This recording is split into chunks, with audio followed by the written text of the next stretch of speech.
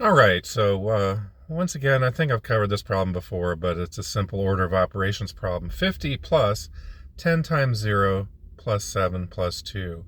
And I see a lot of common mistakes on this one. A lot of people are adding 50 plus 10, multiplying all that by 0, and then adding 7 and 2 and getting 9, which is incorrect. Multiplication has always had precedence over addition and subtraction, and that's true without parentheses.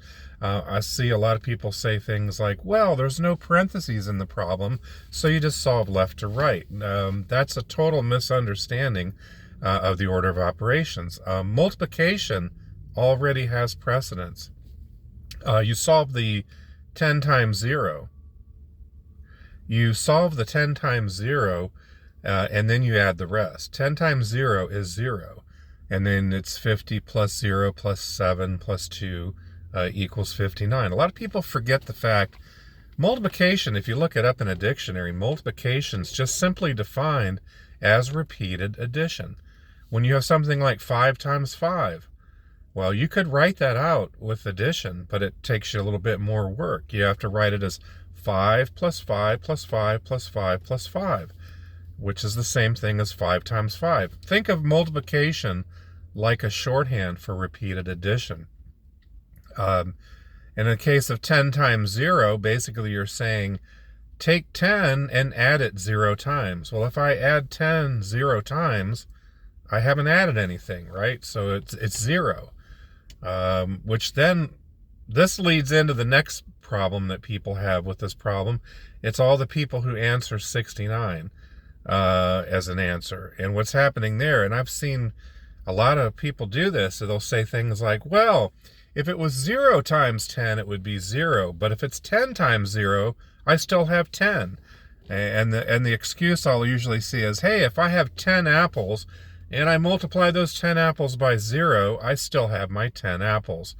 But again, that's a complete misunderstanding of what multiplication even is. Multiplication is about groupings. For example, if I have 10 apples and I put them in one bag, the 10 times 1 is 10. I have 10 apples that I placed in a bag. It's about how many groupings I have. You know, say, for example, if I have 10 apples in 2 bags, how many apples do I have? Well, 10 times 2 bags, that's 20 total apples. I have 10 apples in each bag. But when you have something like 10 times 0, basically you're saying, yeah, I've got 10 apples, but I have 0 bags. I don't have any bags to put them in.